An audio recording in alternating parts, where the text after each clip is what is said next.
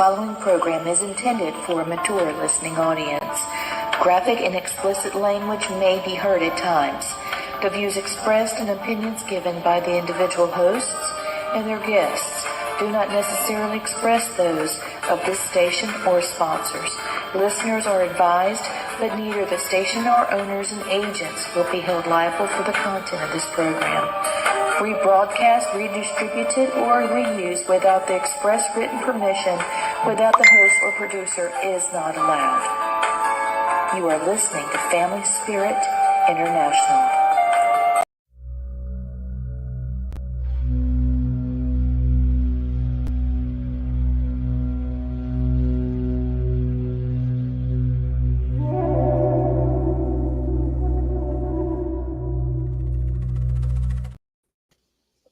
Hey, Blaine, how's it going? Well, hello, my sister. I guess it's Monday again for Family Spirit International. How are you? It's Monday again. Time to raise some cane, tell some lies, maybe. Hey, anything's better than having to go to work. So hey, Absolutely, absolutely. Well, tonight we've got a very special guest. We have Shaman Wind Talker Gibson. Willie Wind Talker Gibson's going to be on tonight. And for those of you that don't know, Willie is he's the one that's mentored me over the years, and I'm very excited to have him on the show. I tried to start the show by myself, and I started it and then flipped my cup of Chick-fil-A lemonade in the floor. And then I couldn't figure out where I needed to be, and I couldn't touch my computer. I was covered in lemonade. So, I just had to cut it off and start over. Thank God Brandon came and helped me. And Luna came and drank the lemonade off the floor. So that solved that. But that's the kind of things, that's the way things start sometime. Hey, Christopher. Christopher Wayne Fisher is our moderator in our chat room. And so if you guys have any questions for us and we don't see it, please make sure you contact Christopher Wayne Fisher. Goes by Fish. Contact him in our chat room, or you can send him a message on Facebook. So without further ado, I'm going to bring Willie on. Shaman. Willie Wind Talker Gibson. How you doing, Willie? How are you? Hi, brother. How are you? Good. Good. You got a new haircut. Yeah. Got kind of long. I cut it off for summer. Yeah, well, we're right here at it. The weather's looking pretty. So, I saw you post some things with your book. Are you getting ready to do some more writing or release some new things, or what's going on? As you know, I've been writing for Underground Paranormal magazine for like 3 years. Yeah. And I'm going to take all those stories and put them in a book form and release it. Right on. I thought so. That's going to be amazing. I would love to see that happen. And, I think it's going to be outstanding to have all of that in one book, because you talk about so many different topics over these 3 years. Well, I've got a lot of stories about what's happened to me and different cases and when I was a cop and all that kind of stuff in there, and spirits and UFOs and aliens and demons, all that's in there. Wow, that's crazy. Right on. I really am excited. Yes. What topic would you like to start with, Blaine? For him, because he can talk about so many things. Let's go to Willie's views on aliens. I love hearing Willie talk about aliens. I do too. That was going to be my guess when it was my time. Can you give us some insight on how indigenous people became so connected with this, star people?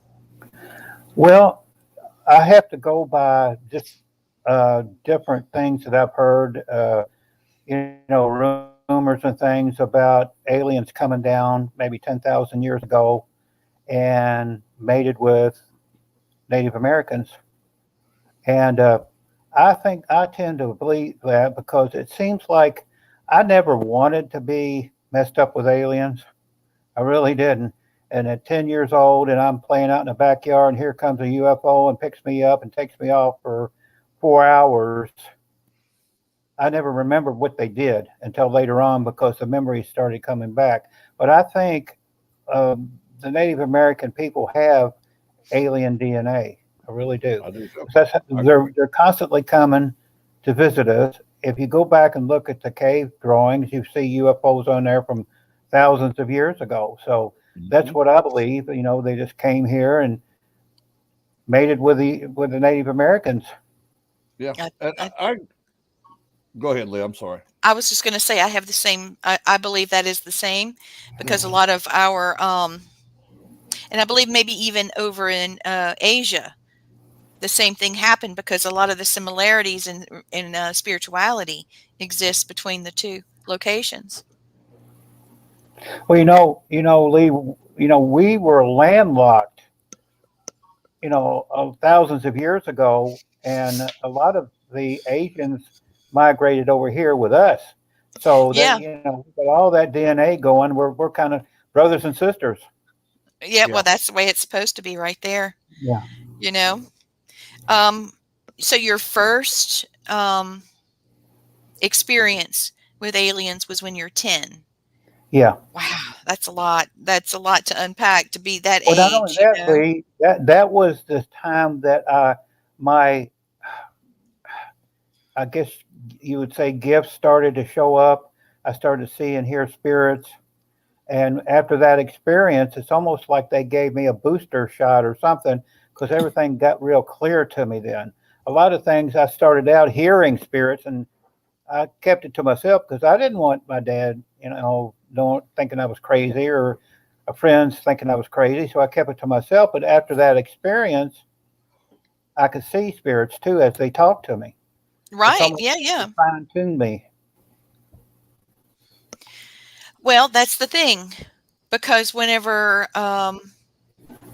you and I talked the first time I was on your show, and you and I talked about how we were able to see and hear spirits, and they were the same. And then I told you about when I was a kid and the experience I had, and you said that was when I was chosen. You know, I believe that was probably the first lesson we had. Gwen was just asking, "Hello, Gwen. Hello, um, Anthony. Hey, David. Okay, we have Resnick also, and there's a question there. But wasn't it whenever I explained to you what my first origin story was, you said that was your first contact when you were chosen? Yeah, I thought that was so. it. And when it happened, I didn't know after that what happened. I mean, I knew I was gone for 4 hours.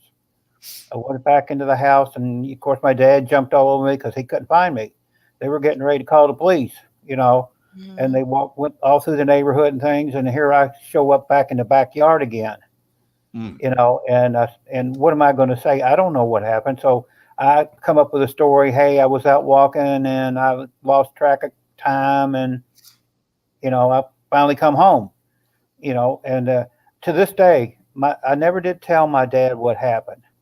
But when I started seeing and hearing spirits, I had to go to him. I said, Dad, this is what's going on. He looked at me and he smiled and he said, it's okay, but just talk to me. Don't talk to anybody Yeah. else. Mhm. I don't know how you were brought up, Lee, but I was brought up to where Native Americans was really treated bad back in the Well, 60s. I mean, they're not treated real well now, but back in Yeah. the 60s, I mean, I would walk down the street and get beat up and not knowing why. I thought, well, I was a fat kid and I had a brace on. I figured they were just picking on me. hmm But as it went on, I found out it was because of my skin. Mm. I was tanned and all this, and they was calling me breed and all this kind of stuff. And I went home and I asked my dad, well, hey, what's going on? Because I didn't know nothing about racism or anything like that. I Yeah. played with my friends at school, and I played with uh, Mexican kids and black kids and all this kind of stuff. We didn't care about racism, No. but you have to be taught that. You know, so my dad set me down. He told me how it was. Okay, Mm. he That's what told I me, had to have too. this is what's going on. It's just the way it is. So, and then on top of that, I started, hey, Dad, I'm saying this and that, and I see this lady walk in the room that was been dead for 2 weeks. She held my hand while she died, and she's back in my room looking at me. What's going on? He told me what was going on and everything. He actually told me he saw her too. He said, "Don't tell your brothers and sisters. Don't get upset. You come to me if you see anything or if anything Yeah. bothers you." That's where I took my training and mediumship, because then he really started doing stuff. Now I'm 10 years old. He takes me to funeral homes. Mm-hmm. Right? Takes me up to people I don't even know. And he was telling me the body's a vessel and the spirit is gone. And as he's telling me that, I can see the person standing over in the corner looking at us. And he says, everything's okay until they're in sacred ground. They can move around. Okay? So he would take me to, the butcher dies. We go to the funeral home. I don't know if he's been told to go there spiritually, but he makes sure that I wasn't scared of the dead. Mm-hmm. And that's what got me started, and he just started training me a little bit here and there and how to protect myself and all that kind of stuff. So 10 years old is when it started. We're 50, almost 60 years down the road, and here we are. Yep. Between my dad and my grandmother, I had a little similar experience, but not much different. I mean, it had the same impact. I do have a question here. There has been an alien gene identified, only like 5 different cultures across the world. Native American is part of that group. Mm-hmm. So that's from Resnick. Thank you, Rez. I'm assuming that person is indigenous as well. He is. Yep. And I think Well, that's awesome. I think they're able to track our DNA too. I Of course, agree. I did have an implant up to about a year and a half ago, and it was at the base of my neck since I was 10 years old. And about 2 years ago, I started feeling something back there, and I noticed that the implant was growing. It went from like a pea size to an egg shape. Oh, Oh, God. So I ran and I went up to the ER, went in there, and the doctor looked at it. He said, "Oh, I'm going to lance this and see what's going on." So he cut this thing open, okay, and all sorts of stuff come out that he didn't understand what was going on. He said, "Mr. Gibson, I don't know what's going on. It looks like all kinds of organic stuff coming out. It kind of looks like wires, but it's not wires. It kind of looks like nerves and things like that." So he went on ahead and debrided it and everything, and sewed me up. And I got to thinking about it. If that implant had it must have done its job, and it just deteriorated after 60 years. Wow. But I think it's to where now they can track us just by our DNA, because Oh, yeah. I don't have as frequent visits as I used to, but I found out if I get in trouble, if I get sick or I get hurt, they show up. First I hear a hum, and then I know they're here, just checking over me, because I had a case back in '99 where I was in really bad shape. I had diverticulitis. My intestines were swollen, and they rushed me to the hospital, and they had to do surgery on me. And as I was in the hospital, I was delirious and all that, because I almost died. I mean, they were concerned because my fever was up. They were trying to bring the fever down. They were packing me in ice and all that. And I could see time start to slow down, and I could see them come right up here. And this was at nighttime, and they came around my bed and was looking at me, and they were feeling around on me. They knew that I was going to be okay. That told me I was going to be okay. And then they left, and then time started back up fast again. It's almost like it was slowed down so much that nobody knew they were there but me.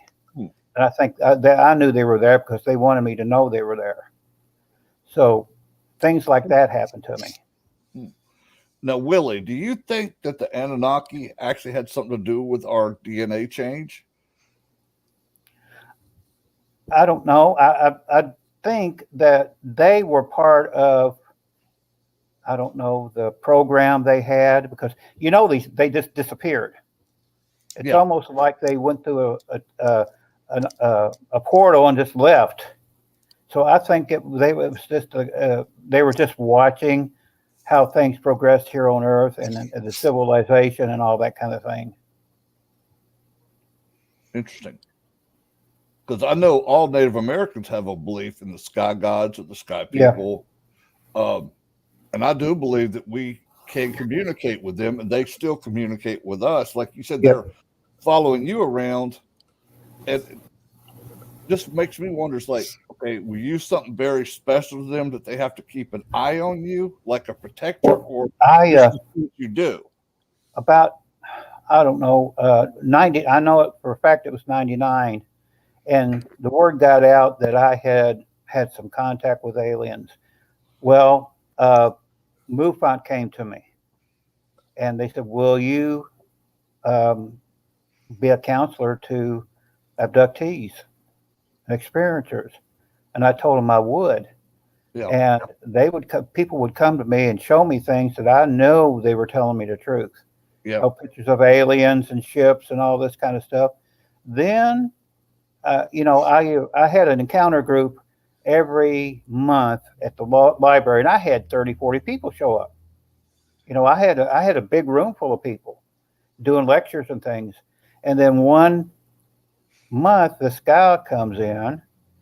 He was in plain clothes, crew cut, high and tight. I knew right away it was military.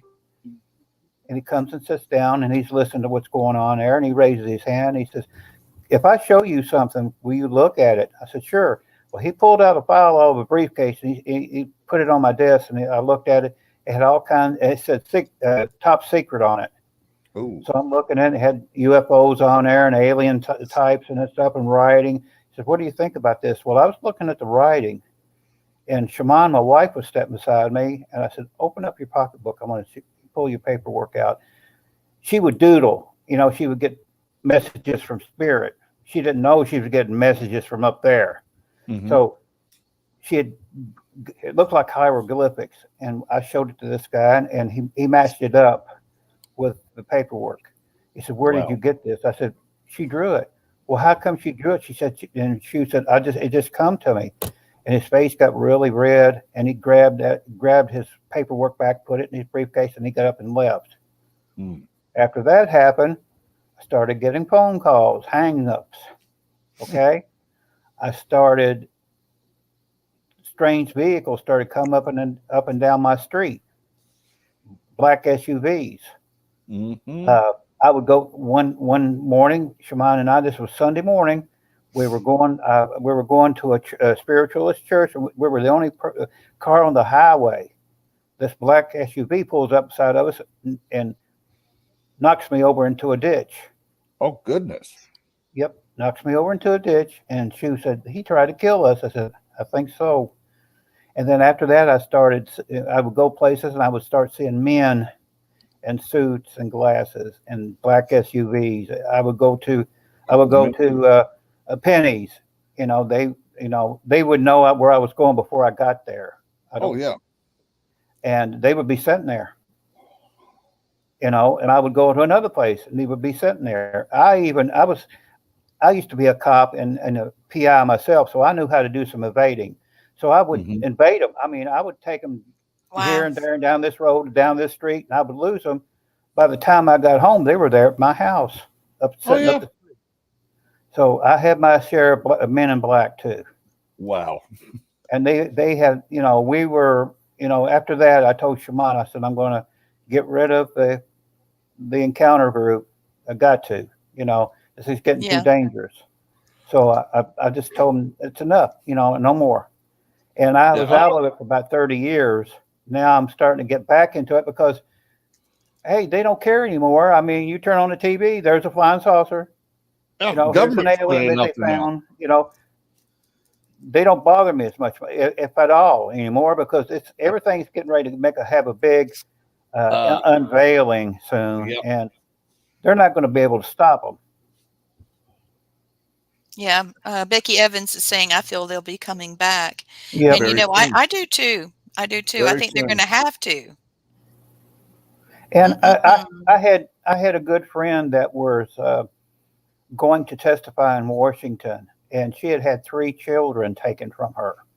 Oh After a my certain goodness. amount of time, they didn't know what happened to them, and she was going to go testify.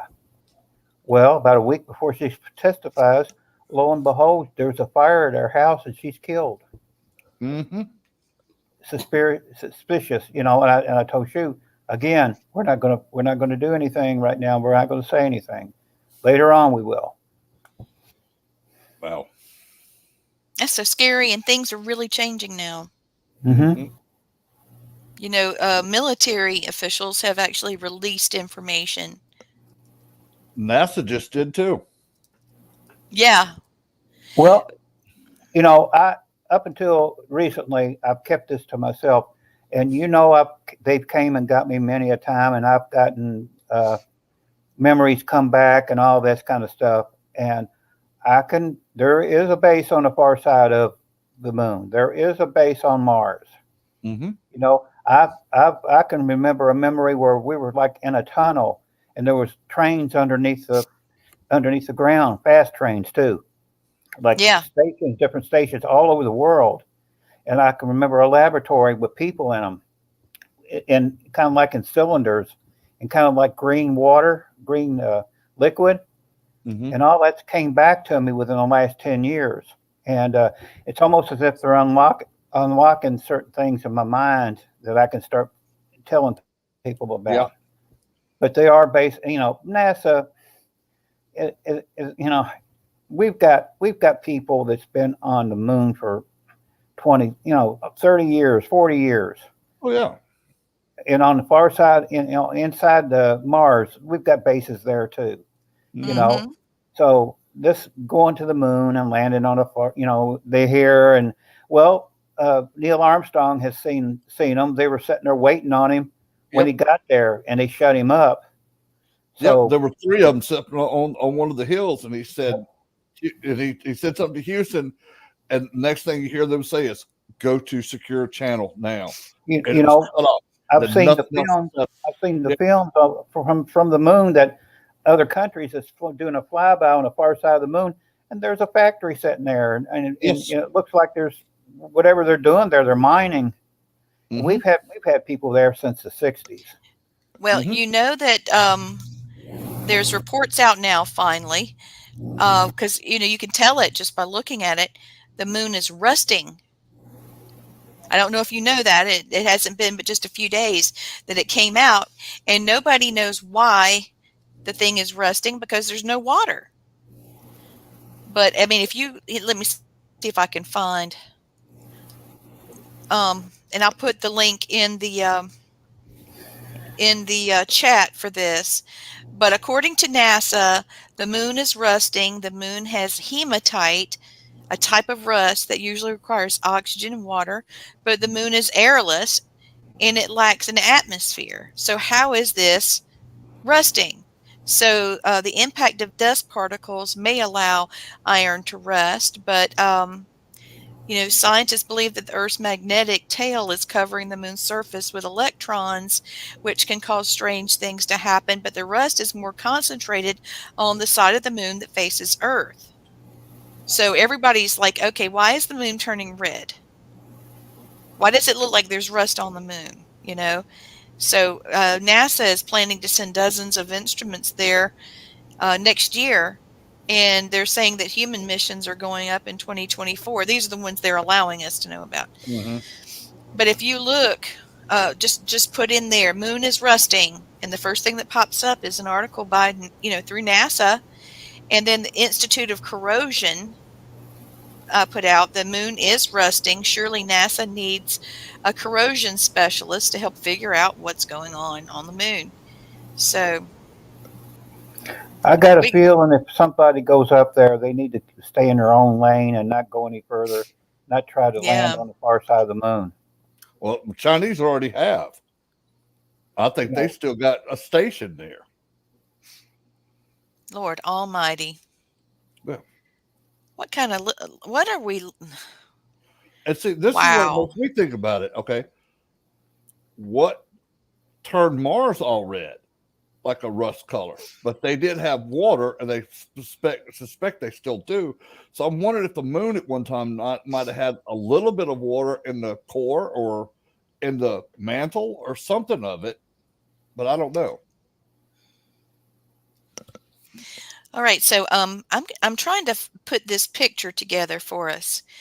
I want you to see the latest picture. Someone actually sent this to me. Um, I'm very excited about it. Give me just a second to get my. I'm still learning about stuff. Let's see. I'll go to banners. No, that isn't it. You go to present.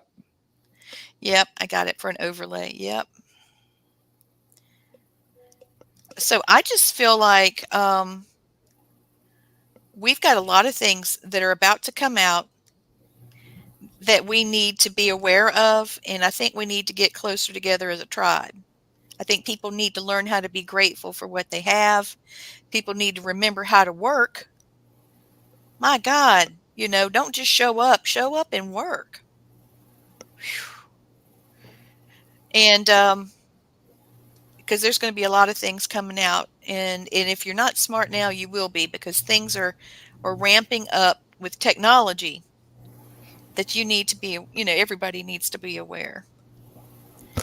All right. Okay, here we go. I got it. Okay, here's the UFO. Can you guys see that? Yeah.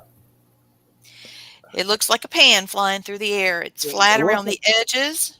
It looks like a pie pan, or it looks like one of them straw hats that used to wear back in the 20s and 30s. Yeah, yeah.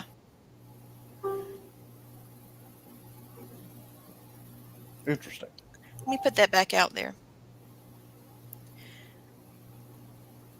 So that was one that the USA Today, U.S. News and World Report put out with their article that said the U.S. is about to change the way the world thinks about UFOs.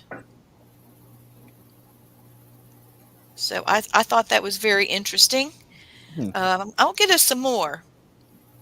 Well, I think now the government's trying to realize this, that people aren't going to panic, because most of us are thinking, okay, logically, we cannot be the only planet in this whole vast universe that has any life on it. If you think that the numbers are impossible for that. The vanity. Yes. Yeah. Tell it, Blaine. I mean, the latest here is that whistleblowers, they're saying that whistleblowers are creating a UFO security threat. Now, what do you guys feel about that? Oh, there's been hackers that's been in the NASA's and government systems for years. I know one of them was it, I can't remember his name, Julian Assange or something like that. And he went there specifically to see if there was stuff hidden on UFOs. That's the only reason he hacked into government computers, was to find out for real what was going on with the UFOs. Here's another one. I wanted you to see this. I wanted you to see this headline. Whistleblowers. Okay, this is U.S. News and World Report. Whistleblowers, UFOs a security threat, in a highly anticipated hearing before Congress, and this was July of last year. Mm-hmm. Several former top military intelligence officials detailed they believe there are practical dangers to U.S. security from UFOs, or what they call UAPs. And a lot of that they showed, they redacted a lot of what they could say, and they took them back in what they call a SCIF, a secure area that can't be eavesdrop on or nothing like that, and got actually further details on it. We only got to hear like the tip of the iceberg. I would have loved to have been behind those closed walls and see what they said in the SCIFs. Yeah. In October of last year, the Pentagon reported more than 270 UFO sightings. Mm-hmm. It just keeps getting crazier. What did you think about the Mexican Congress um, having those little bitty non-human beings from their museum. Oh, yeah. Pretty Did, interesting on that. The little ones, I think it was like Peru maybe that did those, yes. but they had the little mummies of the little things with the big heads and large eye Yeah. sockets. Here, let me see if I can. I'm going to find one real quick because I want everybody to look at it. Willie, are you aware of this? Yeah, I saw them. The extraterrestrials. They, yeah, they kind of look like, I hate to say thrown together, Yeah. They but do. I've seen, those types of aliens, and well, they come in different sizes. They could be mummies. Mm-hmm. Let's see. Interesting. I can't spell today. Okay, here we go. The extraterrestrial returns to Mexico's Congress as journalist presses case for non-human beings. Yeah, that was a big thing. That was a Yeah. big thing. Okay, I've got some pictures of it, and these are super close. All right. Um, the they look so white. I mean, I'm not sure. I'm on the fence about it. Let's put it out there and see if anybody watching has any comments because this is pretty unique. I mean, Lee, why would they hide them? They hid skeletons of giants for years. I know. Boom. There you go. Well, I think they're all white because they're bleached out from being in the sun forever up there. Hmm. Or that's some preservative from, so many years ago. But you see the sockets, but they are small. These are small. But their head's out of proportion to the Oh, body. yeah. They're big, like what you said, I think. But let me see if I can find any more. Willie, do you feel like these are real or can you tell? Well, the ones that I've seen for real, I've seen these things in my bedroom, and they look, they're about 3 or 4 feet tall, the big heads and the eyes and everything. So I've never seen anything that small. Yeah, I was pretty shocked that they were, what in the world? Wait a minute. This one says alien bodies in Mexico. Um, alien bodies in Mexico contain 30% of human DNA. So probably a hybrid, maybe Maybe. a stillborn hybrid, maybe. Yeah, that's making sense to me. Sure does.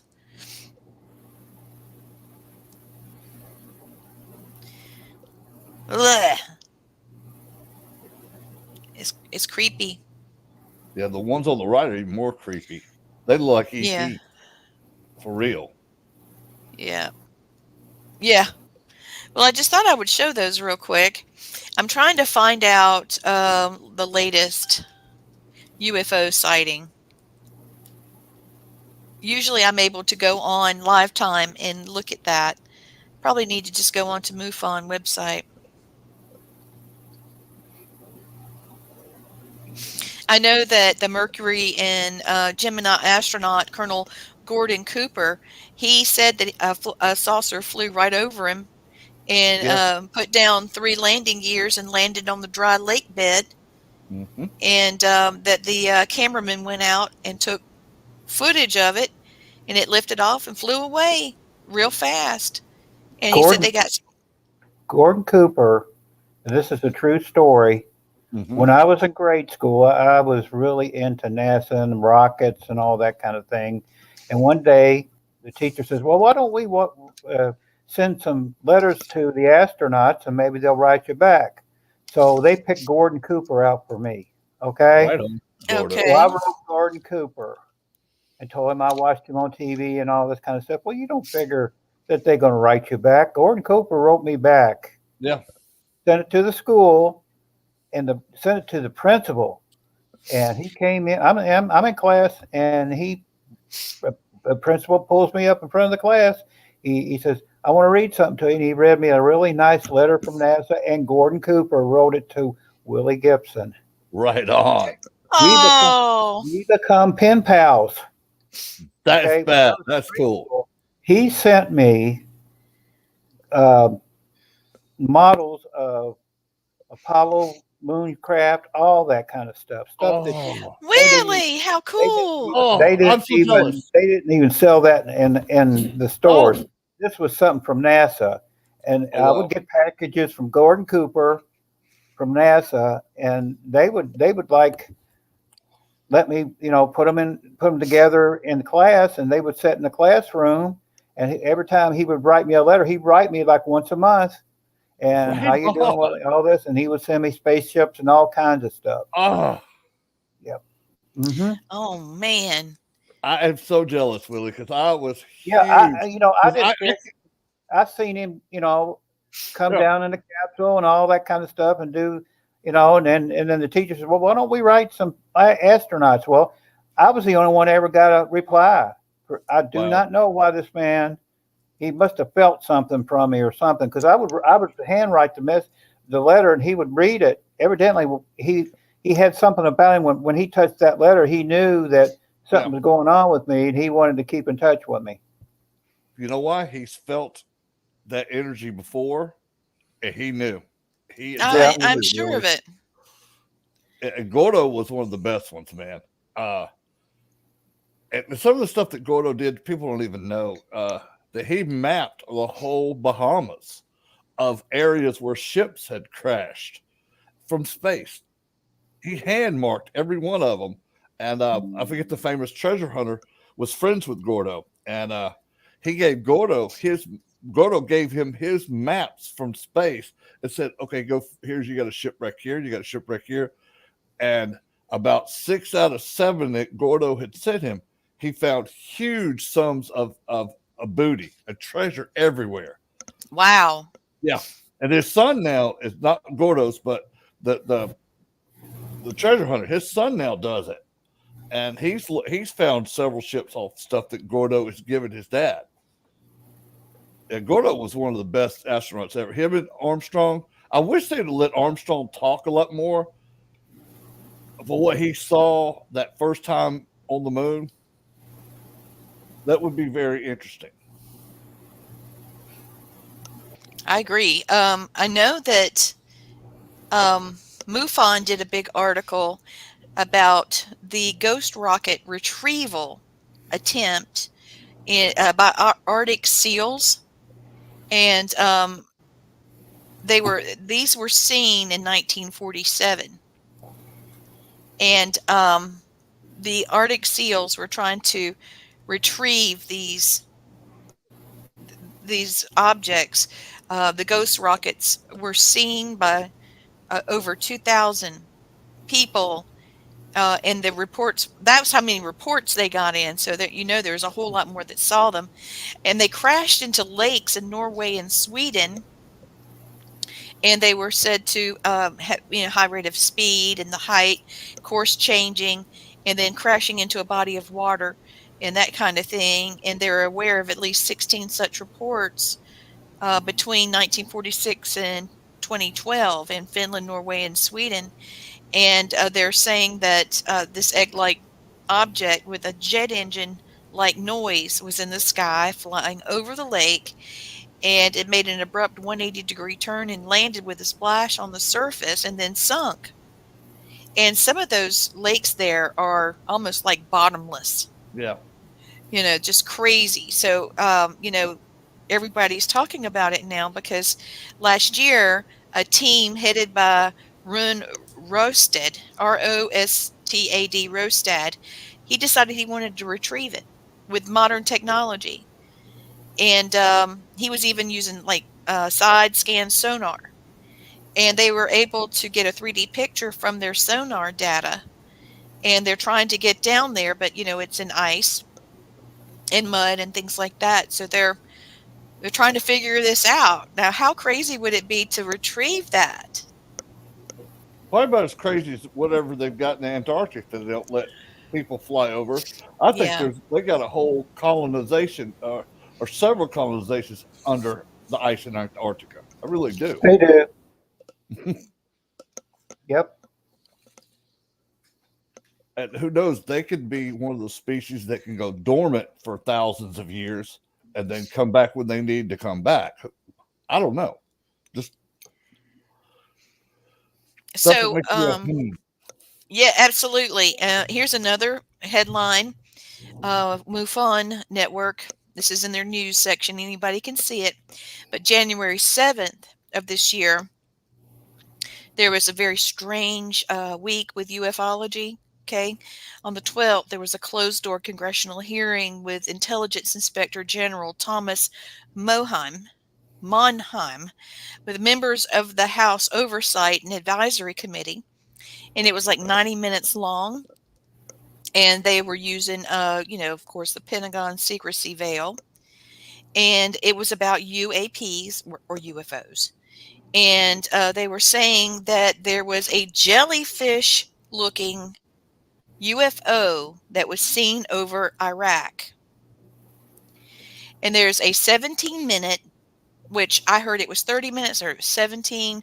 This is saying 17-minute or possible 30-minute video of a jellyfish UFO seen over a joint American-Iraqi Air Force, allegedly near the base called Lake Hibernia. According to reports, sometime during the October of 2018, this has only been released to the public in little different snippets. And there's a whole bunch of issues concerning this jellyfish UFO. And some people are saying that it's not alien, that it's ours. Now, that's possible too. it's possible. A lot of people are saying, there's no way we could do that. We don't have that kind of technology, but do we? I disagree. I think we do, but Yeah, the snippets are raw videos in January of this year. And the USA Today article has a filmmaker named Jeremy Corbell, saying it's not raw, it's anything but raw. And so there's people like him that are professionals that do this for a living, and they're like, no. So apparently there's snippets that are not actual video footage, but filmed by the actual American military, but those actually belong to the government. So, that's something that everybody's looking into. What is this? What does it mean? And this is a huge article. There's no way I could cover all of this, but wow. So the cover-up's real, y'all. It's crazy. oh yeah, and I believe, like Willie said, this is about to be something big, huge, and the ones that don't believe will be believers within seconds. Wow. Yep. Christopher, do you have any questions for Willie? You said that you did. I'm going to add you. There you go, Christopher. Hello. I've always wondered, besides civilizations in the polar regions, I've wondered if there's any that lived underwater or still do. I believe that Russia, about 7 years ago, released some footage. They actually told Obama. So how long ago was that? Anyway, you get the idea. They said, look, if you don't tell people about what you know about aliens, we will.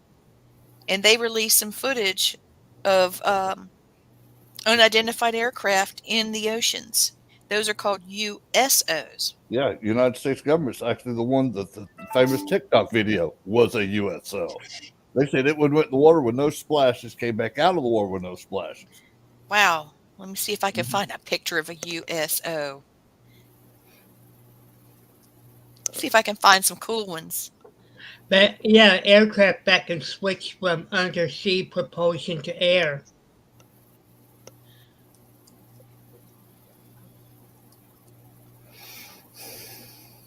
So, Willie, what do you feel was one of the first? You were going through some questions with me about being shaman because you wanted to know how much I had been trained.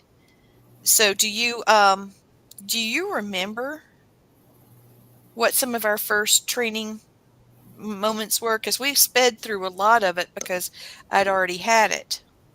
Well, I asked you about missing time and Yes, if you yes. have anything on your body that scrapes or anything like that, or you have any bruises or um, I actually feel that we not only are chosen like shamans, but we were actually chosen by extraterrestrials too, because we can communicate and we're not shook up about anything we find out. Because Mm-hmm. spirits don't bother me. No. Nope. Basically, anything in the supernatural world I've dealt with, from Yeah. aliens to demons, and you know nothing shocks me anymore. And I think that's one reason why they picked us, because of our Yeah. DNA, and that we're not going to run off pulling our hair out if we run into something weird. We just think, okay, I got Well, to if go I Oh, did, shopping. okay. yeah, if I What's did, going to Willie, I happen? wouldn't have all I'll this left pick now, you up would I? home. And I looked up and said, okay, I got you. Come back tonight, and we'll talk, and then I'll go Yeah, shopping. Mhm. Mhm. I like It's that. just an Willie's like, everyday hey, thing hey, for us. I still got all my hair and then some, so it must be since Yes, that's you what you were do. doing that. It's Shaman like, and I was driving down the highway one time, and this it must have been a mothership. It was huge. It just uncloaked right in front of us and recloaked like within a matter of 3 or 4 seconds. yeah, And I looked at Shaman and said, "Did you see that?" And she said, "Yeah." I said, "They're letting us know they're there, but they're yep, cloaked." But Mm-hmm. this yep. thing was huge. And you know, Something like even that's something like you would see in Independence Day huge. that's pretty That's Oh cool how my though, big they. because gosh. Yeah, they because they're feel cloaked and they're around us, but you can't find them, you can't see them, you can't yeah. detect them. I think they let us see them when they want us to see them. Like, Yes. except for people like us, they show up and give you a few seconds. Go, oh, okay, I'm here, and bam, we're gone again, but we're still here. I had I had a small circle that met at my house once every 2 weeks, and we would do spiritual stuff and meditations and stuff. And one night we got to talking about UFOs, and I told my story, and they looked at me. These people fooled me because I thought they were more spiritual than this, and they kind of got to snicker and everything. I said, "What's the matter?" She said, "Yeah, you can talk to aliens, and you were abducted and all." And that part we left it right at the edge of town where you can look up and see the stars and things. I said, "Come outside." And they walked outside, and they said, "What are we going to do?" I said, "Would you like to see a UFO?" "Oh, sure." So I just took some deep breaths, and I said, "Show them." And within a few seconds, you could see these little things start zooming by, crisscrossing up and down, back and Ah, forth. that's awesome. And they were standing there looking up, and they looked at each other, and I swear they got in their cars and left me Oh, you standing saw, in the front yard by myself. Oh, wow. and see me, And I gave it to them. I would have like tipped, give him the bow down, said, "Dude, thank you, that was awesome." I like probably I had, said, like I said, they're watching me, and if I need them, they know, well, if Willie, I'm I sick think or the am I thing with hurt. me is like I feel them, and I know there's more to me than this shell. And sometimes I don't feel like I belong here. Yeah, I know that feeling. Yeah. And there was a group called Skywatch with Oh, I monks, remember that. and they said, "Well, will you? We've got a landing site built out in the country. We want you to come out. And we want you to bring a UFO down so we can get a picture of it." And I said, "I'm not going to do that." And Yeah. I had all kinds of nuts like that. I had them come on my front step and beg me to bring a UFO down. I'm not going to do that. That's just like people's asked me to go out in the woods and bring and conjure up Sasquatch. I'm not No, going to do that. no, They're minding their because business. I'm going to mind yep. my business, and I'm not going to do anything for you to hurt anything like that. Well, You you know know, what the new Amen. Willie, you know what the new thing is now? It's called AE5, a CE5, Close Encounters of the Fifth Kind, where they have groups and they have communications with the spaceships, and they're very friendly communications. There's nobody trying to, like you said, bring them and land on a certain spot. They yeah. want to react. They react back. It was pretty cool to see because I've watched a lot of video of it, and I have a good friend of mine who's in it. It got me into it, so pretty interesting stuff. I think I'd like to see that myself, Blaine. We're going to have to see. I know that Dr. Dan Greer has got Yeah, a that's new the one that movie started. out, and That's the it one who is started that. Dr. Dan Greer is the one. fantastic. Yep, that Yes. C5 is his. Okay. Yep. Okay, so I'm I met loading Stanton something I Friedman want you back guys in. to see. Okay. Go ahead, hon. I met Stanton Friedman back in '99. I went to a UFO conference here in Bowling Green. Shaman was with me, and he was lecturing. And after the lecture, I walked up to him, introduced ourselves, and I told him my story. He looked at both of us and he said, Willie, you and Shaman wouldn't just happen to meet each other. You were brought together because Shaman has had experiences as a child too. He says, Mhm. you were brought here for a reason. And he said, don't worry about it. They'll make things clear to you as you go along. Really nice man. And he Mhm. didn't ridicule me or anything. He knew Thank right away God. when I was talking to him. I knew what I was talking about. Well, I I was like sorry to about hear he him. died. Yeah, no, Oh, what I loved about the man. He was actually had several PhDs, and he knew his stuff. He put his career on the line to prove this stuff was real, and he had that much confidence and faith of his scientific ability to say, yeah, this, and this is real. Okay, this is not real. But yeah, he could have been criticized, and he probably was. But yeah, he took a stand on it. And I'm seeing now a lot more PhDs and scientists now are coming over to our side. yeah. I've been seeing that too. Well, I want you guys to see something while we're talking about that. I'm trying to get some really cool stuff. Okay, so, okay, we all know about crop circles, right?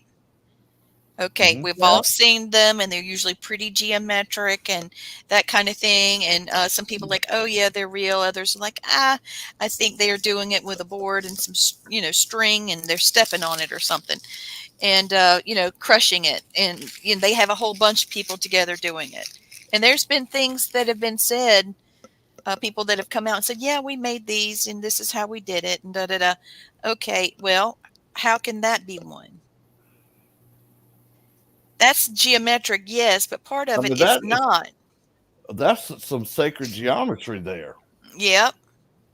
So, to me, that's definitely not made by. I can't see a bunch of people in a board and a string so that it hides their footsteps and they're squishing Yeah, it, that's what because you I'm would about. have to have an aerial view to make those little tendrils that are coming down. Yeah, it's way too complicated for humans. Yeah, and I mean, there's no They'd way have they to could eyeball that. They'd have to have an no, aerial view. they'd have to line that up, measure it out to exact specifications, and something that big. Unless they've got like 1,000 people coming out there to do it, I don't see how. Like maybe 10, 15 people could do something that Well, extreme. here's the thing. How did 1,000 people get out there without tearing up the rest of the? Yeah, Okay, no. now here's the next one. This one will really make you think. Oh, That is a crop circle underwater in the bottom of the ocean. okay, that's pretty badass. I thought you might like that. I have never seen one underwater, but the link is there. Um, I'll leave this up a little longer, so if you guys want to, write that down. But this is from Discovery.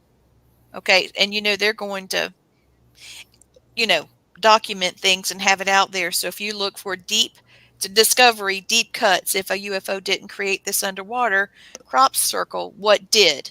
Okay. I don't know. And what they're saying is that the center of that is compacted And part of it is glass, which means heat had to be involved, and part of it's burnt. Yeah. Wow, that So can't be done. I Like, know, isn't that crazy? Let me go back to the first one. That's pretty crazy. And the fact that they're still even though they are that, it looks like freehand. If it was artwork, it looks like it's, part of it's geometric, parts freehand. Well, how could they do that? If Leave they, it. yeah, they'd have to be able to see from a aerial view, and then this one's underwater. The first one almost looks like a jellyfish. I thought so too. I thought so too. But there's more. I mean, I can get. Let Oh me yeah. try to get some more downloaded for But us. I that's the think you'll first one like it. I've ever seen of the sea, and I'm trying to think what animal could have maybe done that, I've been trying to find but it. not to make the center part hard as glass. That's I don't know any animal that can turn sand into glass. Yeah, they said it was glass-like. There's plenty of those. If you want to look, just look it up.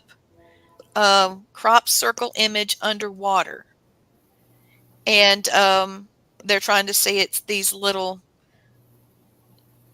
fish that almost look like a chicken, puffer fish, and they're saying they might be carving those out. I don't I'm not feeling it. I'm not No, I'm feeling looking it. to where is there excess sand that's being kicked out because it would be spread. If they were doing this, it wouldn't be nice symmetrical lines. It would be scattered all over the place.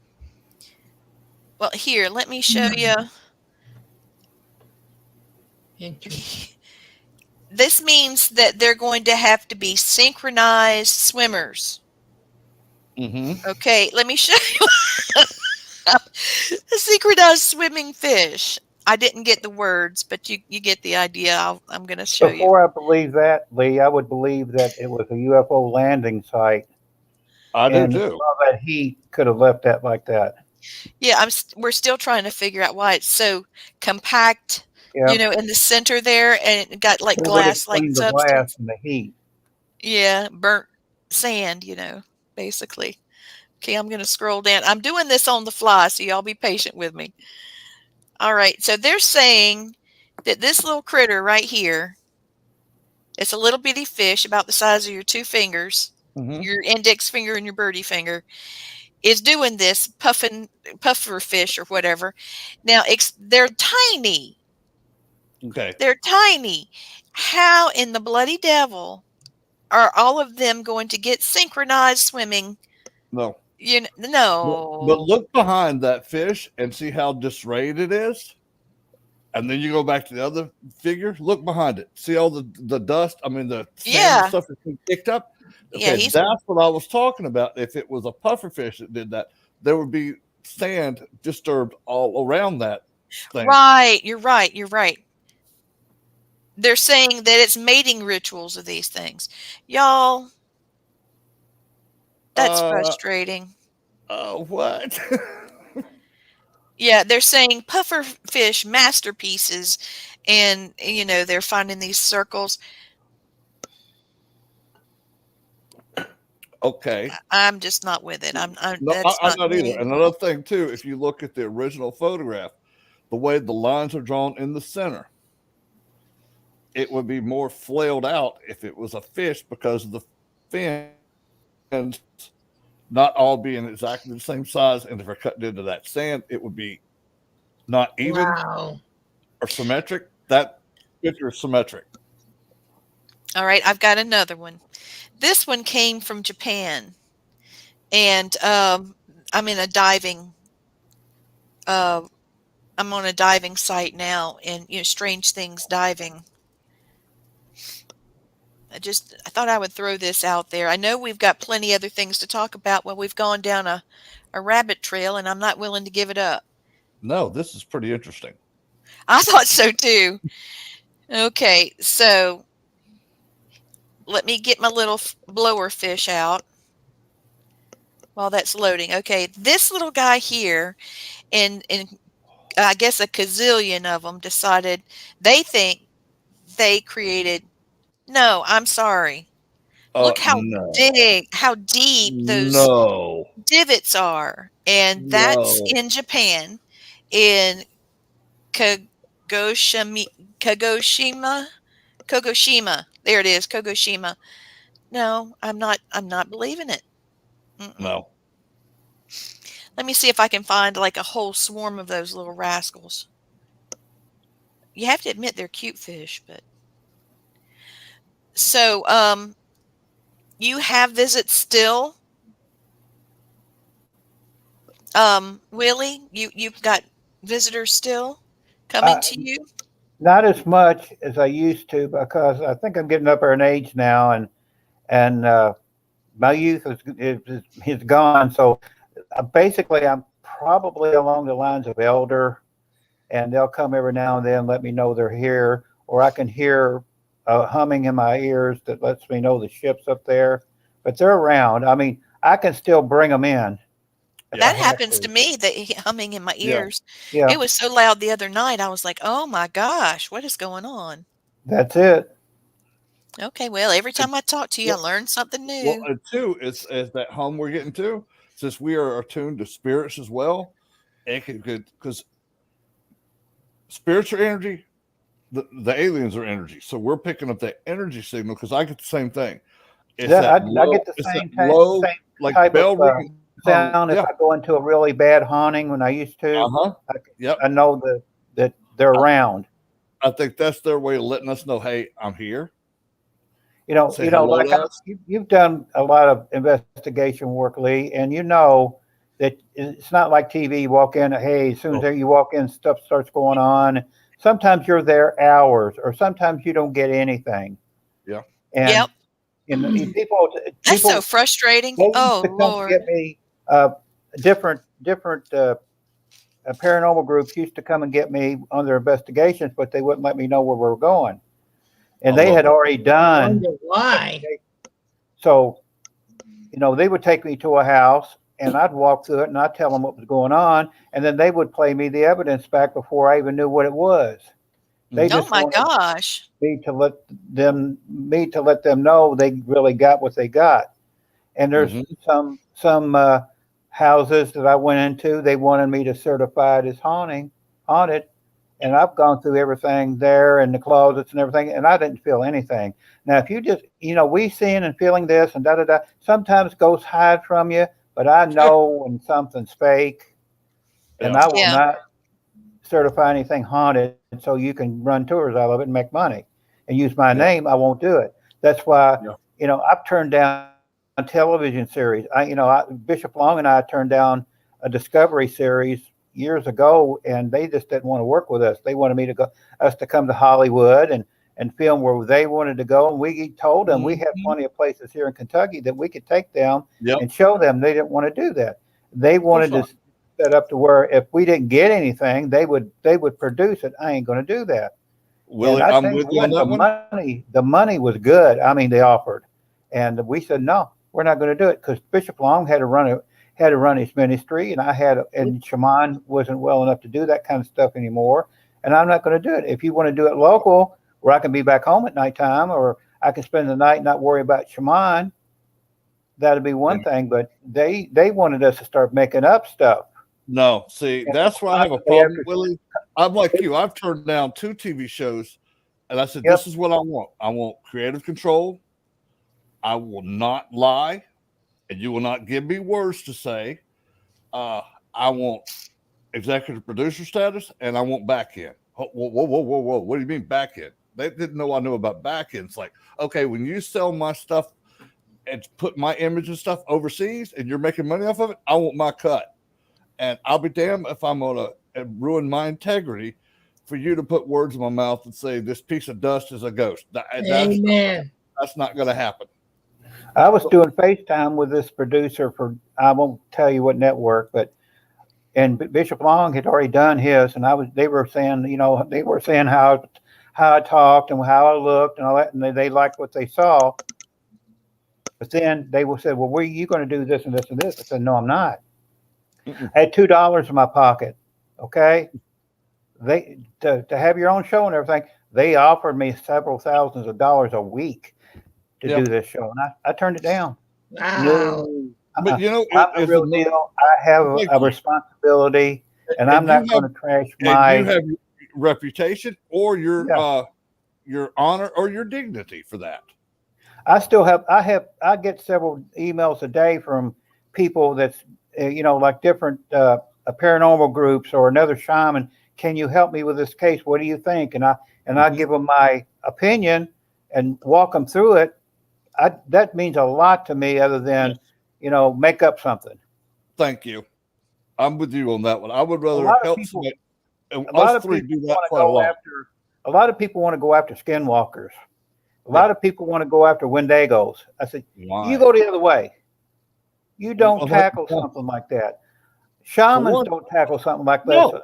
unless they have to. I said, you're looking to get killed, and you're looking to get your family killed because these things Yes. will follow you. Oh God, Thank yeah. you. Thank you. Yeah. Thank you. Yeah. And well, we're going to go. We're going to go fight this thing. We're going to run it off this property. I said, no, you're not. You don't do that to a skinwalker, and you don't do that to a You're just going to Wendigo. piss it Once off. they mark their spot, you do not want to go against them because you'll be dead before you hit the ground. Yep. And oh, you're just a coward. No, I'm not. No, I'm practical and I'm logical. I say, for one, you don't mess with something like that. That has a special power that you can't defend as a human being. If me or you or Lee had to fight them, it would be with our spirit guys. It wouldn't be us physically fighting the thing. We couldn't. Shit, no. I'd be like, nope, back up. Lee knows this, and I told her when the case come in. I said, I got a skinwalker case come in, and I told the person to back out. Don't do this. And do you know how to kill one? Yes, I do, but I don't want to unless I have to. Yeah. And they said, well, and do you know? And I said, these things will know if you contacted me. Okay. Yeah, they will. Get this. The 2 hours after I got that call, the phone rings. Okay. I knew what area that this thing was in. I get a phone call from that area with nobody on the other end telling me, back off, buddy. Don't come here, or don't tell nobody how to do anything. This is the only warning you're getting. Click. Yep. All right. Well, let me show you what Wisconsin's looking at.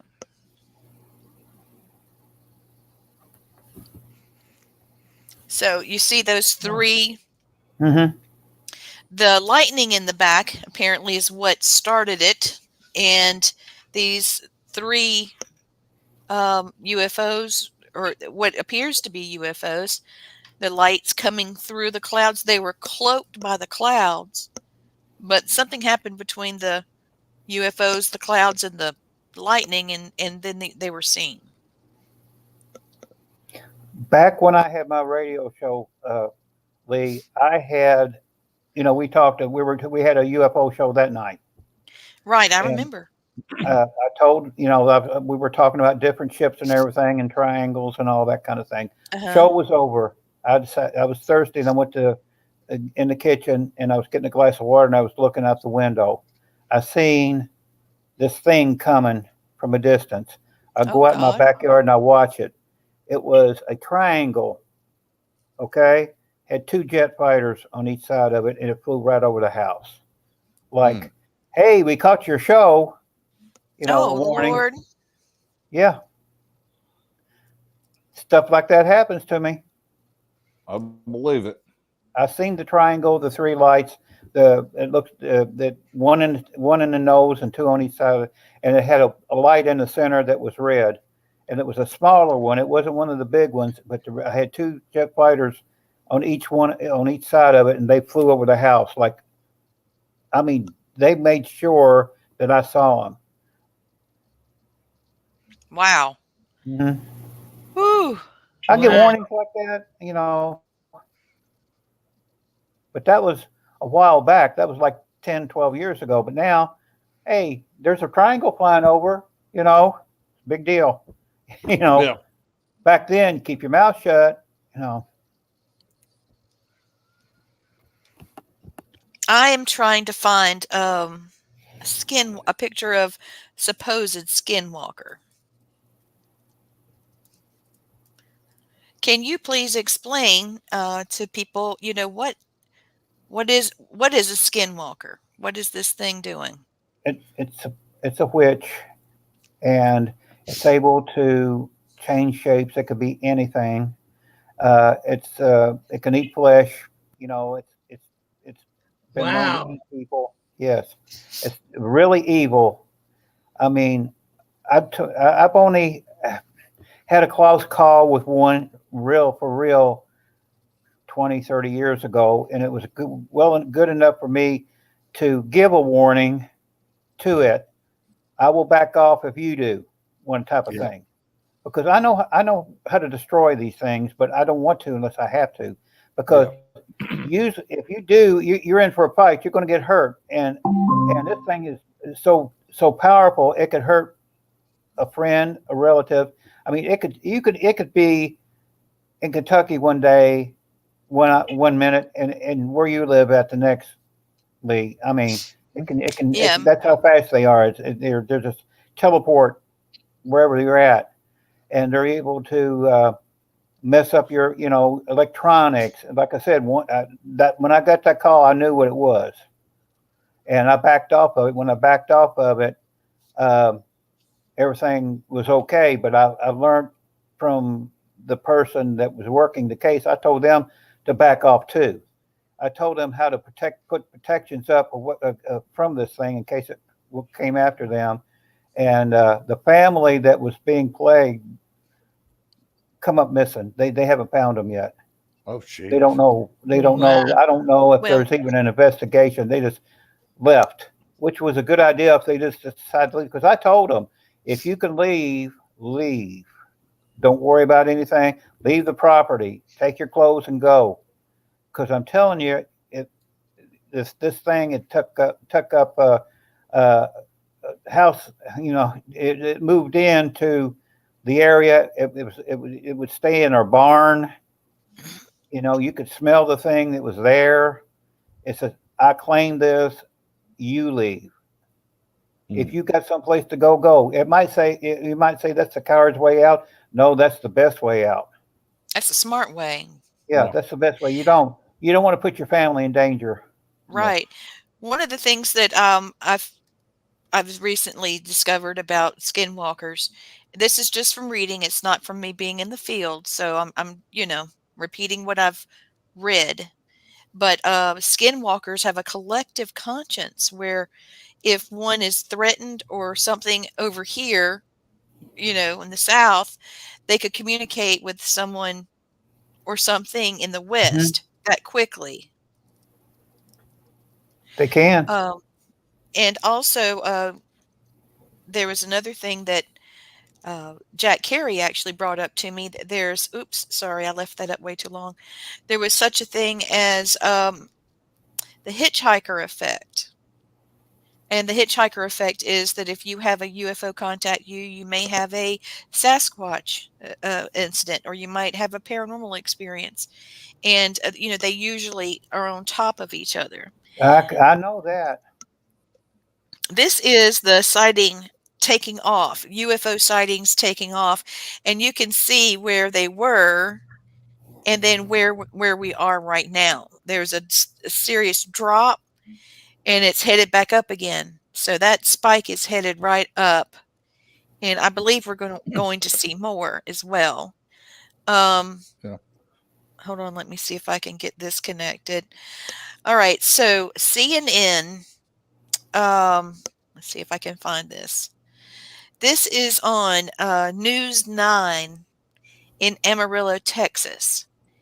And in Amarillo, Texas, there's a zoo, and of course they have lots and lots of security around the zoo, making sure that it's, everything's, safe for people living around it, but also to make sure nobody's getting in harming the animals. And this is what they saw. Ooh.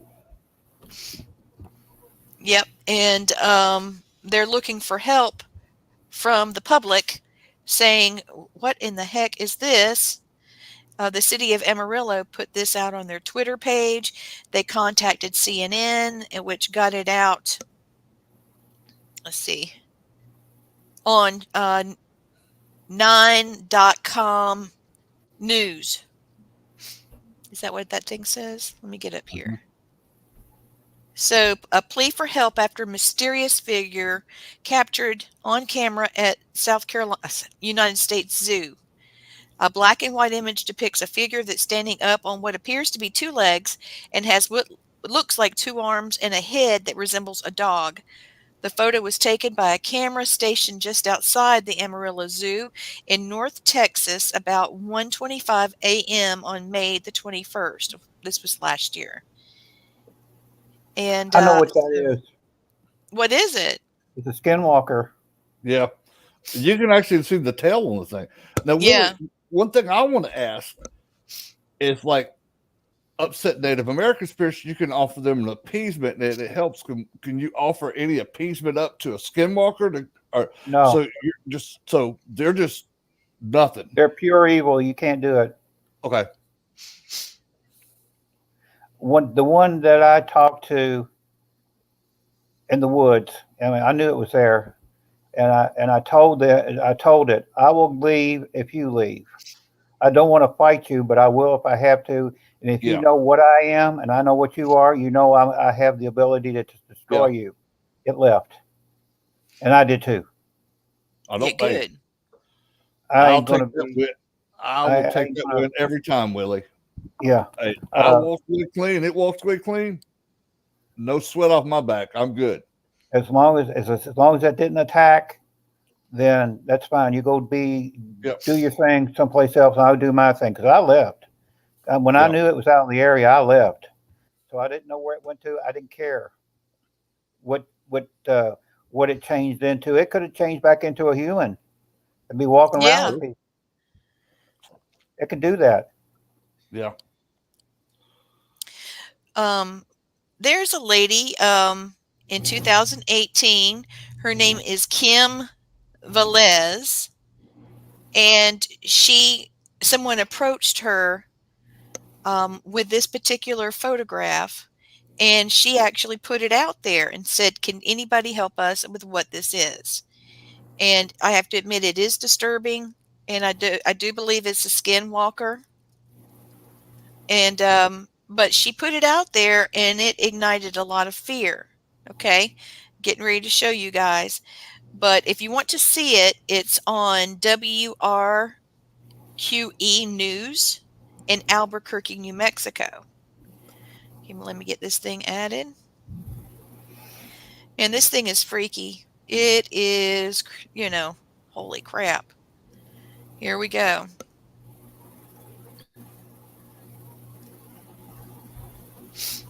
I've seen that before. You think it's real? Yeah. Well, what happened to him? Why is he looking so That's strange? what it is. I mean, that's what it is. I don't know if it's alien or what. I don't think it's a skinwalker. I think it's more or less a cryptid type of thing. But there's definitely a cryptid. I'm wondering if that's not a creeper, because I've seen something similar to that climbing up and down walls 2 times at Old South and once up at that big hot tuberculosis hospital in Kentucky. Waverly. So this person, Waverly. Yeah. This says the picture was lurking. This picture was taken by someone who was driving, and they saw this on the side of the road, and claimed it was taken near Liebrook and Counselor, New Mexico, which is near the Gilcarian Reservation. And this is near, a geologist was working in the oil field and said that they saw it, and it had a heat signature. And the geologist that saw it was part indigenous, and he quit. That was his last day of work. He said that's the end of that. The legend there, because basically a skinwalker is a Native American legend. Okay. And Tony Tillerman is the person who kind of brought it to life, the legend to life. He actually wrote about it. But the story is it spread like wildfire, a skinwalker, a skinwalker. And according to legend, a skinwalker is a person with a supernatural ability to turn into any animal and walk on all fours or on two legs, either one. And um, people are saying, they're moving from the area and whatnot. Uh, they said that they posted it on Wednesday and it had been shared to thousands of different sources by Thursday. And everyone is just not able to rest easy after seeing it. Some people said that, this picture can be debunked because apparently in the 80s there was a movie that came out, Xtro, the letter X and then TRO. And they said that it was a movie where something on the prowl was on the side of the road and they took a picture of it. And but then what happened to the geologist that was at Liebrook in the counselor area, because he did leave his job. So it's been taken down some places, put up other places. I just wanted to talk about what you guys may feel. A lot of people are afraid, I know, of being targeted. Has it been seen since that time? I mean, it could have been just walking by. I don't think so. I think it You got know, out of it. it could have been just walking by in the area. I mean, if it doesn't have a reason to be there, they won't hang around. But if they claim an area or claim a spot or somebody's done something to it, they'll hang around. But if they just walking through, I wouldn't worry about it. Yeah. That's what I was thinking, something similar. Hey, what's going on with this? Wait a minute. Are they just going through the area? Yeah. Yeah, Willie, one of the questions I was thinking just popped me on the head. Were skinwalkers always around? Were they like prehistory? Or they're just from more recent Native American times before it was no longer Native American land? I think they've been around. It's not just a Native American thing. I think they've been around for thousands of years. Okay, that's what I thought too, but that's one to verify. Thank you. Especially if you run across a medicine man or woman that conjures one of these things up too. That's how come they show up. They've been known to be conjured up and sent against somebody. That wouldn't surprise me. Oh, it's true. Oh, I believe it. Because, see, my grandmother talked about stuff like that. She says, if I really want to get these people, I could conjure something up right now. And she meant it. Yeah, you don't have to be a medium or anything like that. If you have intent, you can conjure. Everybody's got the ability to do that. Mm-hmm. It's intent. Yes. Okay, so I just downloaded something on a trail cam. And for those of you watching, if you are made afraid very easily, I suggest that at this moment you turn off and you can come back, because this is a very startling image. It is blurred on the internet for a reason, and this was caught on a trail cam. All right, Christopher, I'm bringing you back on. I want you to be able to weigh in on this too, okay? Okay. All right, here we go. Again, if you're frightened easily, please, click off and come back after a while. Ooh. Okay, that thing does have a tail. Yeah, he's no hair. But that, if you want to look it up, let me give you the source. Yeah, that's definitely a skinwalker. That's what I thought too, Christopher. Well, I've heard of those things called rakes before. RAKEs or wrath. Wraith? Wraith. And I've heard them called rakes and wraths. I'm But trying to find this where I got it from. I'm sorry. look That's another down creature you don't want to run his into. left. Yeah, look at his left leg where it looks like it's touching the ground. It looks like there's another elbow right there, and part of that thing's going backwards. Wait a minute. Let me see.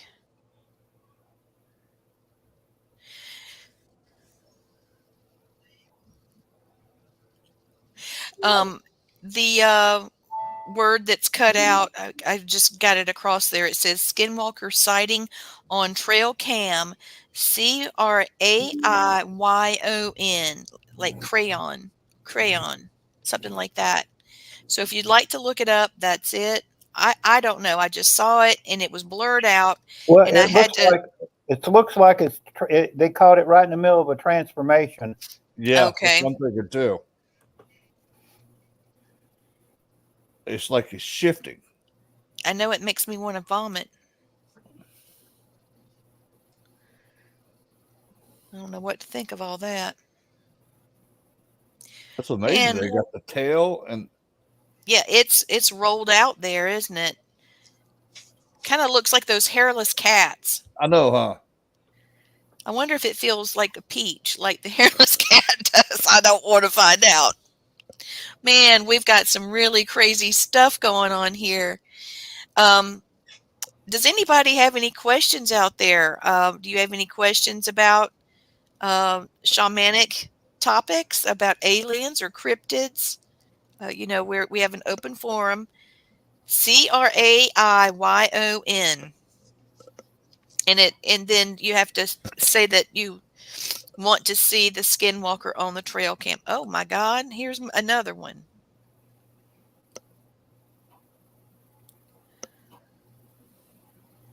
I don't know.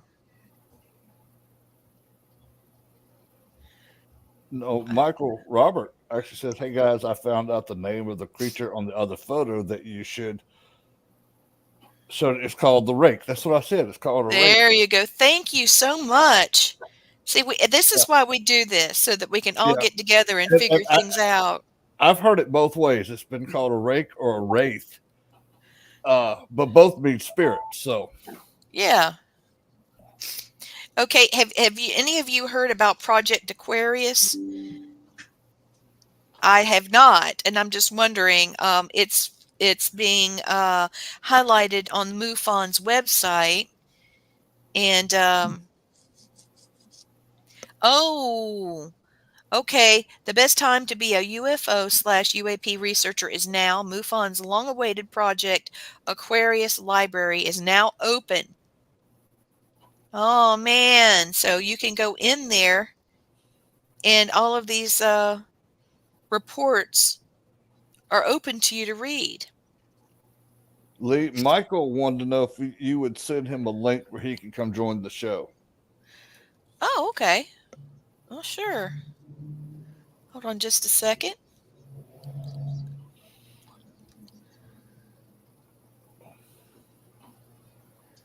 All right, Michael. Give me a second. I'm going to Facebook to do this.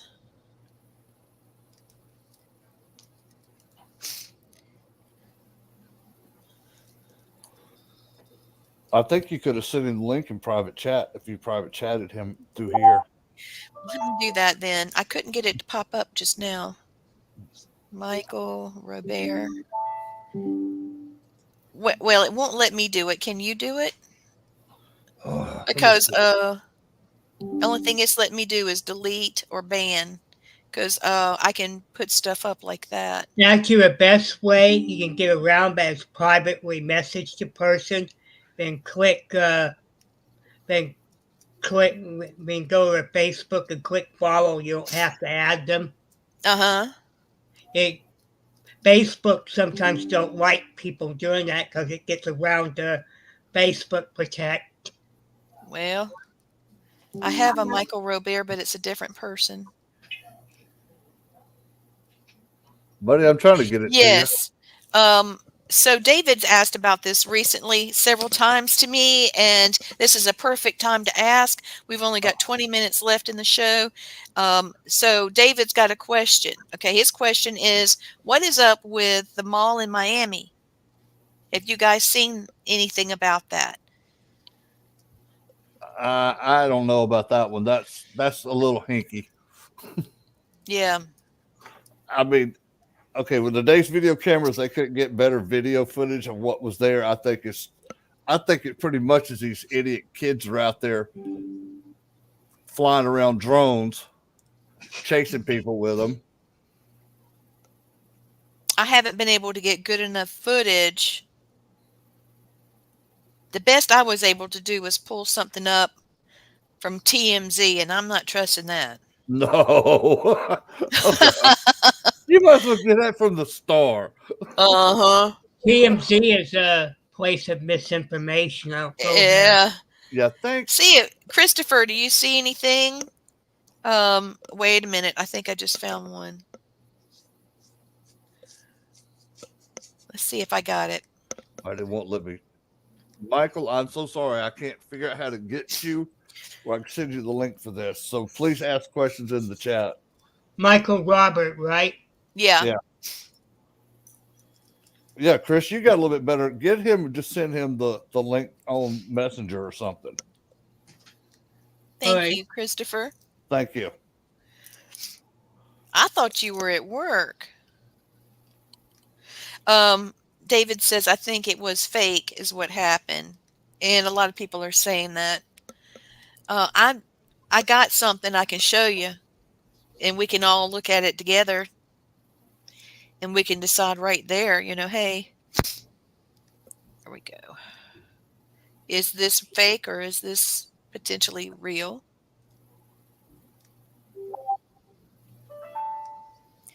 It's still foggy, but it's the best I can do right now anyway.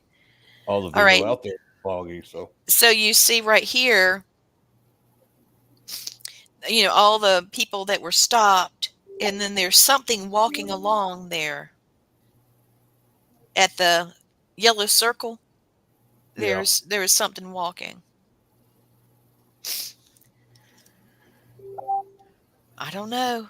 I just don't know. Well, they said something too that somehow those kids were projecting like holograms as well. Ah. So. Well, that makes sense. Yeah. I think most of it was a publicity stunt and a bunch of just idiot teenagers out there doing stupid stuff.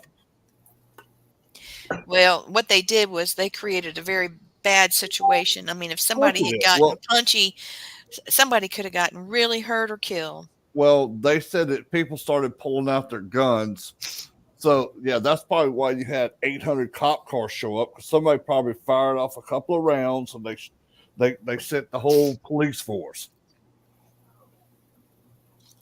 Dang.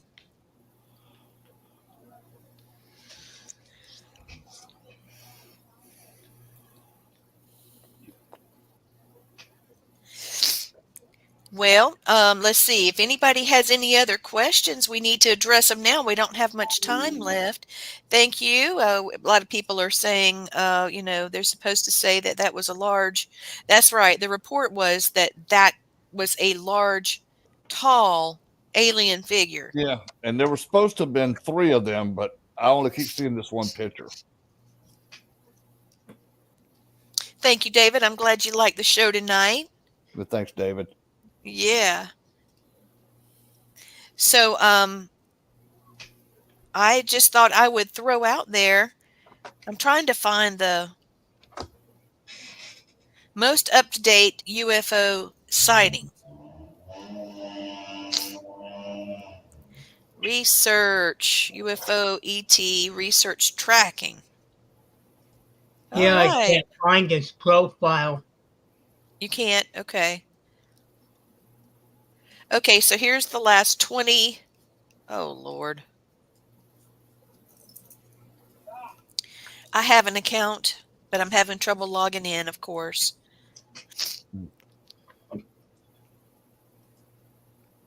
Michael, if you can hear me, send Christopher a friend request where he can send you the link on Facebook.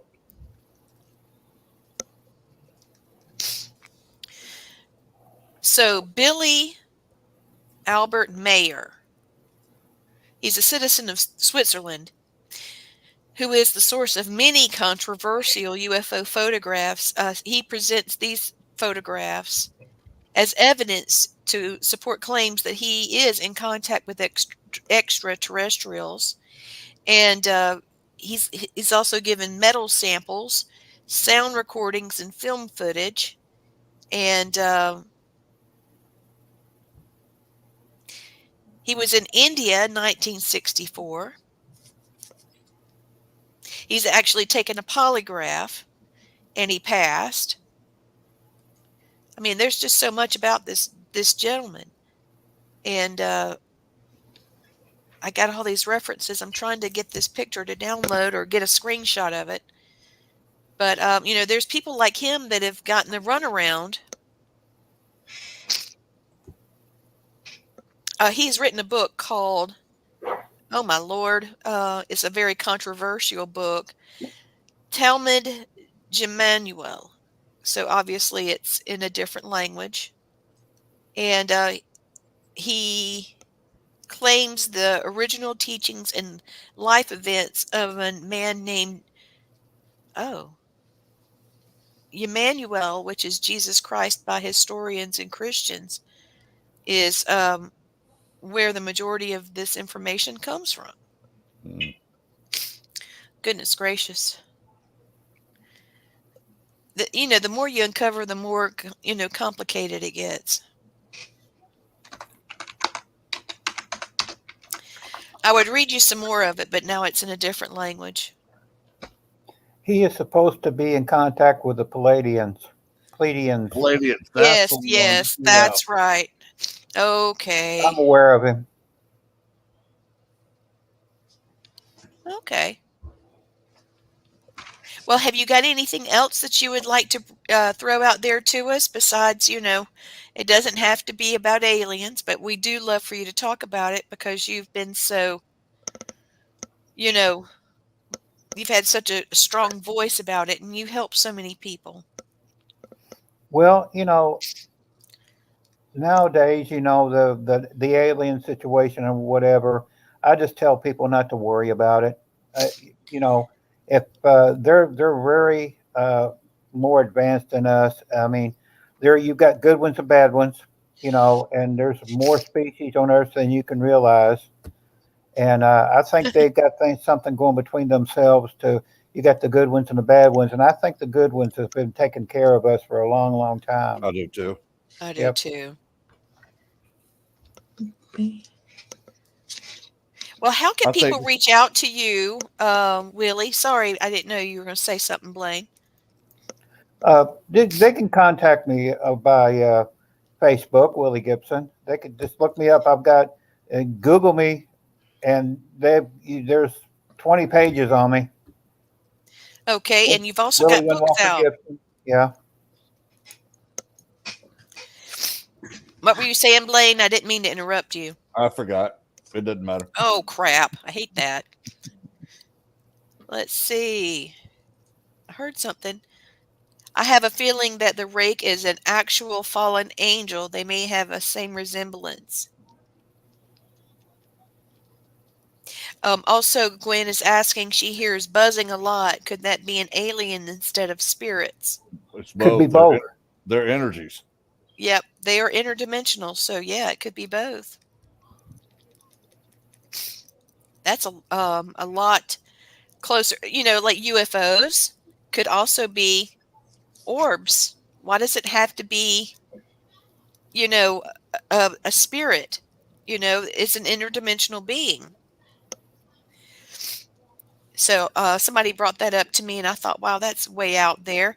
And then the more I looked into it, the more I realized, oh, yeah, that's absolutely possible. Could you tell us a little bit about your books, Willie? We've got just a little bit of information left to get out there. Yeah, The Shaman Windwalker can be found on Amazon, and Soul Warriors can be found on Amazon too. I've read them a long time ago, so if it takes time for you to get a copy, just hang in there. They'll find some. I've gotten a lot of interest for The Shaman Windwalker to be a movie one day, and I'm keeping my fingers crossed. Very cool. I do want to throw out there tonight, real quick, that I will be starting my next round of classes April the 16th, and it's going to be every Tuesday and Thursday from 6:30 to 8:30. And with those, these are the events. We'll be doing Spirits of the Carriage House in Aiken, South Carolina, and we'll be staying at the Carriage House or Annie's Inn, and we'll be doing a ghost tour with Dr. Uh, oh my God, and that mine went blank. Kent Cubbage, excuse me. Dr. Cubbage has a ghost tour that's a walking tour, an hour and a half long, and we'll be going around the St. Thaddeus Cemetery, and we'll be investigating the Carriage House, and then we'll scoot over to the cemetery in Graniteville. And there's a little boy there who passed away in the 1800s. He froze to death on a train, and everybody of the town got together and gave him a decent burial. And nobody ever reported him missing, and so nobody knows who he is. But in that same cemetery, there is a an angel that has his little hands like that.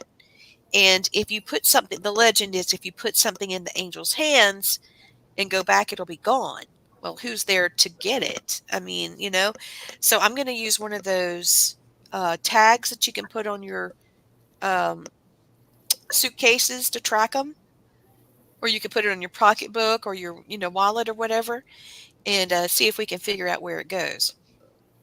Should be a pretty fun investigation. The next one is called the Cabin in the Woods, Haunted Cabin in the Woods. That will be in 6 Mile, South Carolina. That's May 25th.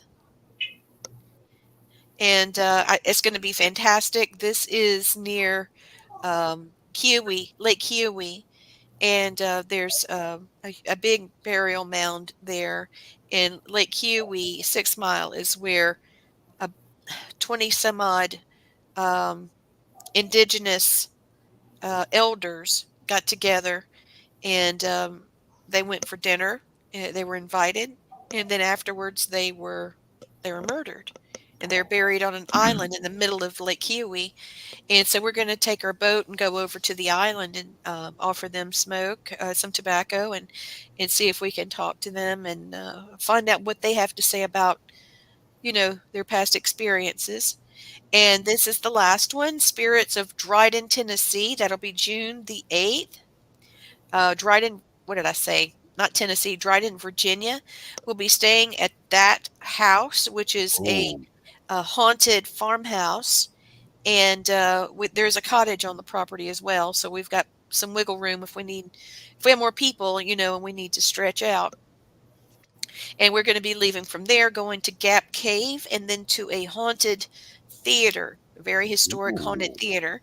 And then we'll be investigating that place a lot. It's on a lot of property. So, Cabin in the Woods, 6 Mile, May 25th. Spirits of Dryden, Virginia, and that one's June 8th. And Spirits of Carriage House Inn, May the 11th. All of these you can find on Facebook. So, Willie, maybe we can get you to come out to them sometime. Never know. Yeah, it would be fun. Be a lot of fun. So, Blaine, how can people reach out to you? Okay, my Facebook page. I'm the only Blaine Rohan in the whole world that I know of that has Facebook. I don't have none of the Twitter or Twitch or none of that other crap. Just never went on them anyway. And I have a YouTube page called The Haunted Syndicate. Yes, very cool. All right. And Christopher, he goes to a lot of different ghost, paranormal podcasts. He's got a following of his own. So, Christopher, thank you for always Thank you. manning the chat and coming in with great conversation. You and Blaine and Willie, you guys are wonderful, wonderful people, and I appreciate you so much. It really keeps me going to know that I've got friends that I can relate to. Okay. So somebody's telling me about actually having her daughter can hear what she thinks is a dog whistle, but no one's in the house. And so I'm wondering what that might be. I'll try to reach out to this person a little later. Just means they can pick up different frequencies of energy. Yeah, absolutely. She might not be hearing with her ears. Yeah. She might be picking up something from um, on a supernatural level. And her daughter is psychic, so I wouldn't be a bit surprised. Okay, so April 16th we'll have our next class. We're having a makeup class tomorrow night. We're going to be doing guided meditation, Willie. We're doing spirit guide. Um, sort of doing guided meditation to find the help our students find their spirit guide. So it's a really big deal that they will be able to, do this and that they're willing to do it. They're very um, gutsy people. That they're up for the challenge, and I'm very excited. We've got just a little bit of time, Willie. How about Blaine? If I can get my cards, I was going to pull a one card reading for the day. Okay. Oh, for Pete's sake. All right, we're going to do the Sacred Oracle cards. This is something new. There we go. I was going to see if my other ones were behind me, but that's okay. Time to use the new ones. So these are really beautiful. I think they are extremely beautiful. Here we go. Isn't that gorgeous?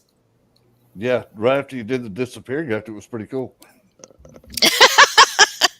This one is called the East Yellow, and it is, let's see, lover to lover, parents to child, we unite and live on through the ages, generations upon generations.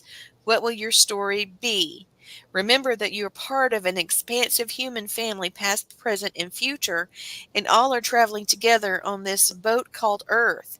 And through our journeys, um, though they may be we may experience difficulties, and our destination or home is shared. Each journey is intertwined. You're at the beginning of a new cycle within your own story, guys. That's all of us. That's everybody. Ah, there it is.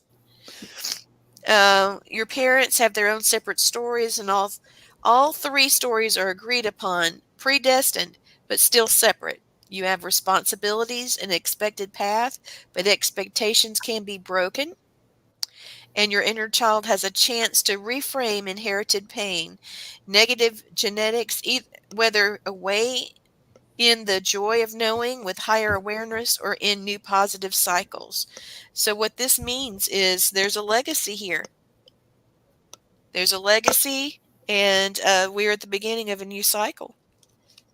Let's see what happens with it. She's very young, and she's smiling, and you can see warriors behind her here, here, and you can see her as a child over here in a little sleigh type thing, and she's smiling. So just because you have a new beginning like this doesn't mean that your past doesn't, affect what you're doing. So we're in the middle of our cycles, and we've got something great brewing. All right. So, okay, here's Brandon. Thank you for coming, Brandon. This is the fire blessing. May the fire be in our thoughts, making them true, good, and just. May it protect us from the evil one. May the fire be in our eyes. May it open our eyes to share what is good in life. May we ask that fire protect us from what is not rightfully ours. May the fire be on our lips so that we may speak the truth in kindness, that we may serve, encourage, and encourage others. May it protect us from speaking evil. May the fire be in our ears that we pray we hear with a deep, deep listening so that we may hear the flow of water and of all creation and the dreaming. We be protected from gossip and from things that harm and break down our family. May the fire be in our arms and hands so that we may be of service and build up love. And may the fire protect us from all violence. And may the fire be in our whole being, in our legs and our feet, enable us to walk the earth with reverence and care so that we may walk in the ways of goodness and truth and be protected from walking away from what is truth. This is an ancient prayer, 40,000 years old, handed down from the Aboriginal culture and translated to English in the late Australian Aboriginal elder gave this prayer to Helen Summers on January 26, 1995, Australia Day in New York. So this is a very historic blessing. I hope that sticks with your heart, enters your mind, and carries you through your days. Thank you for watching Family Spirit International. Bye, y'all. Good night.